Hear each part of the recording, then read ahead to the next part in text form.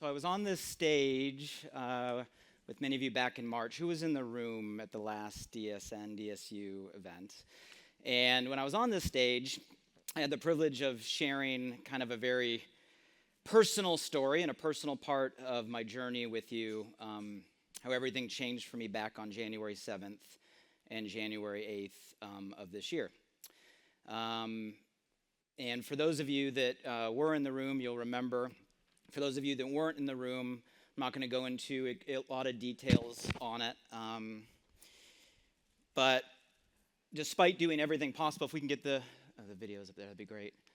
Despite doing everything possible back in January 7th and January 8th, unfortunately, I was one of over 7,000 families who had my family home burned down in the Palisades, Los Angeles wildfires. To make a horrific situation even worse, I've been very vocal and transparent about sharing that it was a paid-off family home. Just months before that moment, we were dropped by our insurance company, and therefore I was left literally losing everything with absolutely no recovery.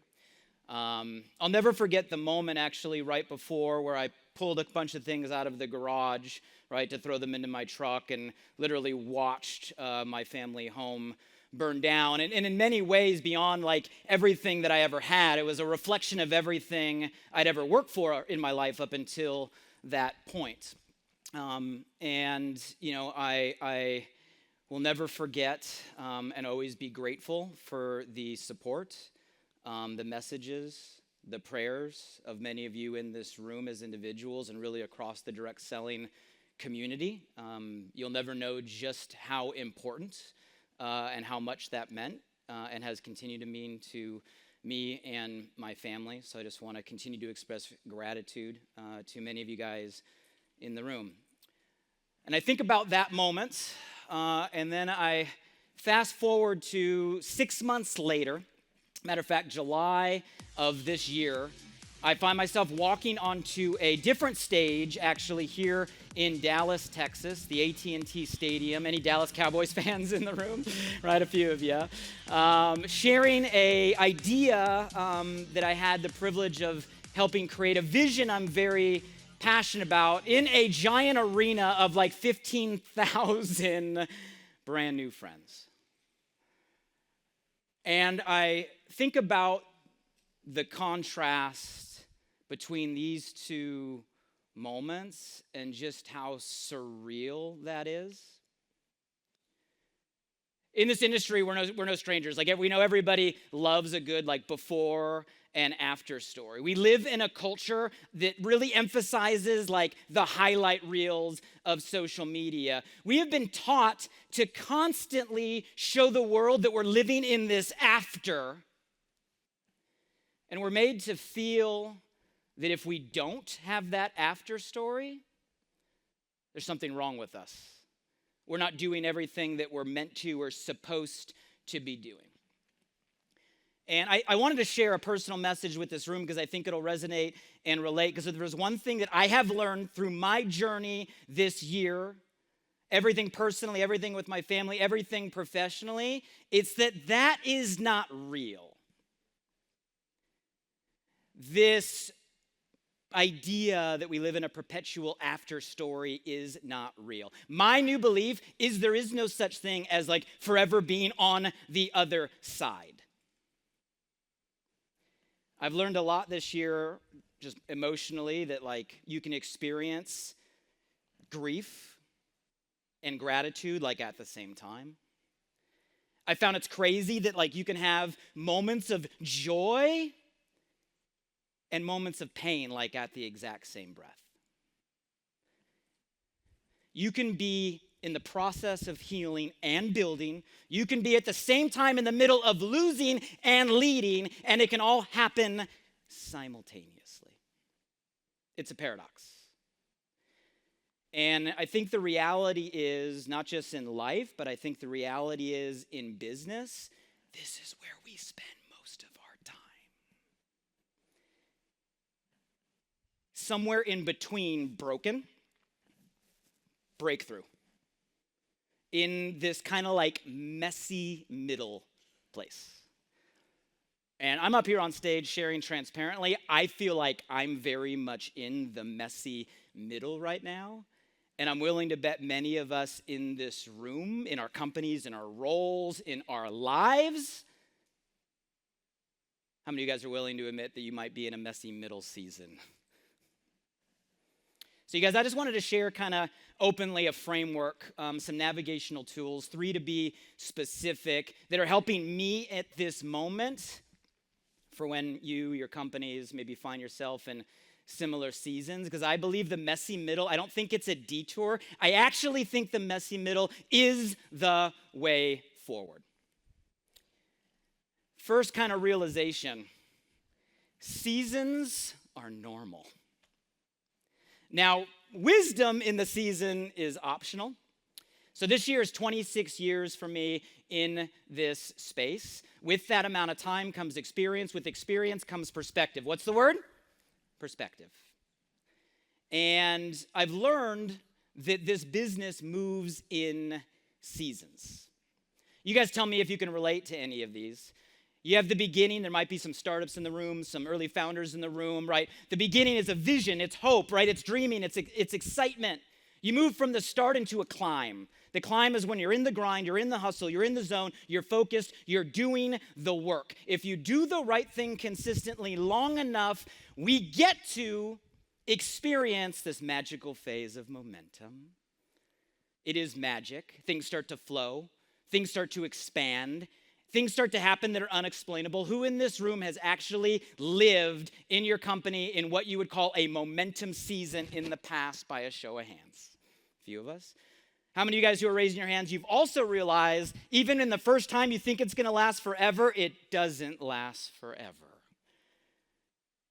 Because eventually you hit a plateau where you're doing the same things, but it's not getting the same results, right? You continue to do the things that once worked, they no longer do. If you're in the plateau long enough and you don't create change, you go through the dip. Some of us call it different things. The dip creates doubt. What happened? Is it broken? Did something change? You don't create the shift when you're in the dip, you get to the valley. The valley can be a dark place.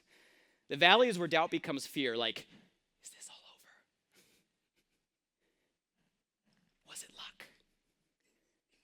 Can I do it again?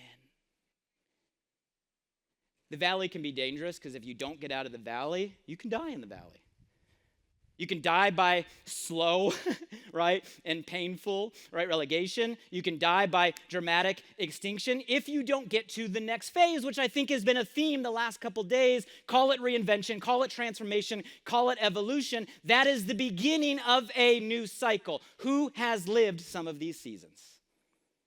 Who's been around long enough that you realize that it's not just one cycle of seasons? So you guys, with the time and experience comes perspective, and you start to realize they actually connect. If you get out of the valley, you decide to reinvent, you can restart the cycle, back to the climb, back to the work, back to the hustle, and can recreate momentum, and it won't last. And you'll go through another plateau, and there'll probably be another dip, and you might go through another valley, but you have a little more experience because you've been there before and you know what to do to get your way out.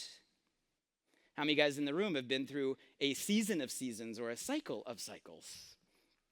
For those of you not raising your hand, this might be the most valuable information you get, is actually understanding that it's normal. I didn't read this in a book. I wish someone would have taught me this when I was in the seats coming up as a founder or an executive. I had to learn this by living this. Starting as a distributor in 1999, thinking I was retired in my early 20s, getting the phone call, the company went out of business. Put me on the ownership side for the very first time, complete reinvention. Only career experience I ever had was a high school pool lifeguard. That was my work resume when put in the ownership side of a business. Doing the grind, doing the hustle, experiencing a crazy momentum phase, and then the other side, when you run into things, some in your control, some outside your control, a very far ride down, dark valleys.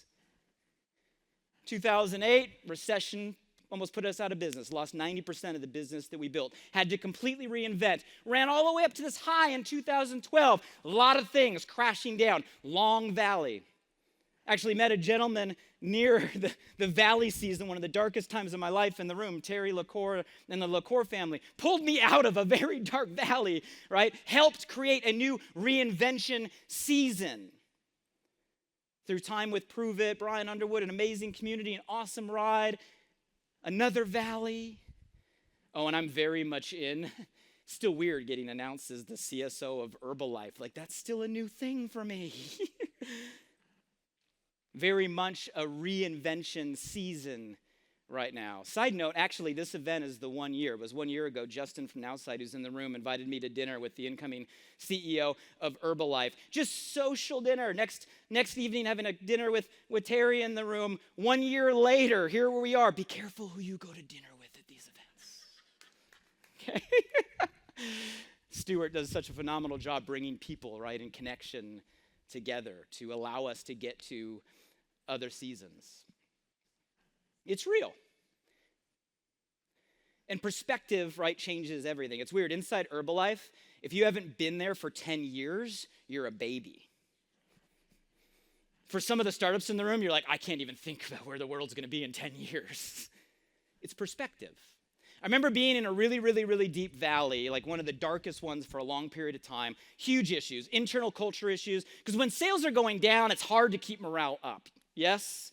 Inside the walls, outside the walls, right? Entitlement issues, conversation, culture collapsing. Was close with John C. Maxwell at the time. Maxwell pulled me aside. He said, Blake, you're focused on the wrong gap. Right? I'm like, what do you mean you're focused on the wrong gap? He goes, all of you guys, you're focused on your peak, where you were, what you had. And you're looking at where you are. And you're fixated on everything you've lost from your peak, right, to your valley. That's just going to create shame. That's going to create guilt. It's going to make you feel like you're a failure. He said, you got to focus on where you started. Where did you begin? Where did all this start? Where have you become? Because if you focus on where you began to where you are now, right, you shift, right, the energy, right, and the feeling of what you are creating. I had a mentor say, Blake, your power is not in what we achieve. We get this all wrong. We're conditioned to build our self-worth and our identity by the scorecard or, the scoreboard, by the EBITDA number, by the top-line sales growth, by the recruiting numbers of this month. If you're focused on the scoreboard and that is what you're tying your power to, you're never going to be able to sustain. You're going to burn yourself out because nothing goes up forever. Our power is not tied into what we achieve. It's tied in what we overcome and who we become along the way. And if we have this perspective that seasons are normal, right, that we can gain wisdom through them, then we realize what we're going through, it's not a life sentence. This is just a setup for what comes next. The seasons we're in are not punishment. They are preparation for what's around the corner. Who honestly believes that can be true? It's interesting. When I went through the fire earlier this year, like my immediate reaction was, I got to get it back. I just lost, right? Most of my net worth, things I'd spent my entire career going through the ups and downs to get this output, literally burned down. My first response was, I got to get back. I got to get back. How do I get back what I lost? In business, we do this. We get something, we lose something, and we try then to spend all our energy getting that same something back. It took me a long time this year to realize my life, that life, it was gone on January 8th. I didn't get that then. It took me most this year to process, like, that's gone. It's been gone. There's no going back to that. Same thing's true with where we are as a channel, right, in our businesses. Resilience is not bouncing back. Resilience is about bouncing forward, right? How can we use where we are, be real where we are, and create where we need to go. Resilience is like a buzzword this year. I think it's because just the world's in an interesting place. In our channel, we're in an interesting place, right? I think resilience is needed. But what does that mean? Like, what does that require to actually be resilient through the seasons that we're in? Here's my take, okay, on where real resilience comes from. And I think it's a series of steps. I think number one, you got to let go. You can't carry an old story into a new season. It begins with letting go of what once was. I think it takes an ownership personally within your team, right? A personal ownership on the role we have in whatever the setback is. Some things are not in our control. That is true. Many things are. They are both true. We need to take ownership in what we can control, but I think it goes deeper than that. I think we actually have to accept it. And accepting it doesn't mean that it's okay. It doesn't mean you can't be really aggravated. It doesn't mean you didn't do anything wrong, right? It doesn't mean you can't be real with all of that. It's just becoming at peace with what it is. And accepting so we can begin to recognize and unlock the value of the seasons. I don't think we can really get the wisdom if we don't do these things. I think once we do those things, we can start to reframe. We can start to make this shift. We can make peace with all of that and now start to get the wisdom, right, that it's meant to give us. If we were all going through these seasons in order to prepare us for what comes next. If all this was designed to help us evolve and help us reinvent and help us create, right, a bigger, better, right, model for impacting people. If that's what this season was for, what would it be teaching us? It's a totally different frame of mind on how to approach the seasons we're in. It turns the pain into a power. And from there, we can begin to create. That whole Socrates guy was right? Secret of change. Focus all of our energy not on fixing the old, but on creating the what? Right, creating the new. To create, we have to be future focused. It cannot be past based. And it's really easy to tell if you and your team are future focused right now or you're past based right now if you just listen. You can hear it in the conversations every day. Remember when? Insert. If we could just get back to last year's numbers. Well, this is how we did it before. Trying to dust off old playbooks. Well, we had momentum when. Truth check. How many of you guys recognize conversations like this happening inside your walls currently every single day? It's past-based. How are you going to move forward looking back? How are you going to move forward if your language is stuck in what's gone? The language needs to shift. The beliefs need to shift. What got us here won't get us there. We need to build for what's to come. The market has shifted. Let's design where we're going. Wayne Gretzky, right? Hockey fans, he said it best. Skate to where the puck is going, not to where the puck has been. That's why these events, I think, are so important.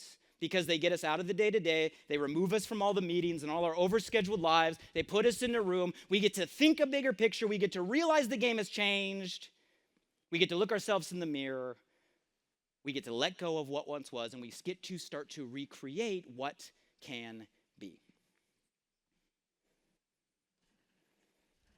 Where are you trying to get back to right now? What language do we have to shift internally? Last one I'll give. Is this helping, yes or no? Can anybody relate to the seasons, yes or no, right? Last one I'll give. You might say, Blake, that's great. Seasons are normal. Understand it. That's good perspective, right? Great. Yes, we have to let go of what once was. We have to have a resilience for where we're going. We got to be future focused, but how do we do that? Reinvention, transformation, evolution, innovation, whatever term you want to use, I think all of it begins with alignment. Here's my take on the starting line. You have to be aligned. Well, what do you mean have to be aligned? The who and the what have to be aligned. The who, your board and your investors, your company leadership, your field leadership, and your community have to be aligned on the mission and vision. Why are we here and where are we going? The culture and values, how are we going to do it? What do we stand for? What do we not? The strategy and roadmap, what's the plan?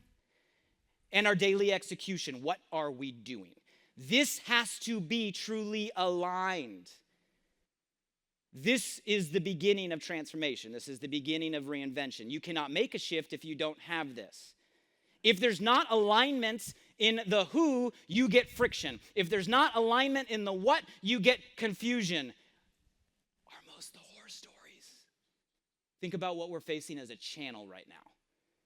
I think the root of most of the stories we're hearing starts right here.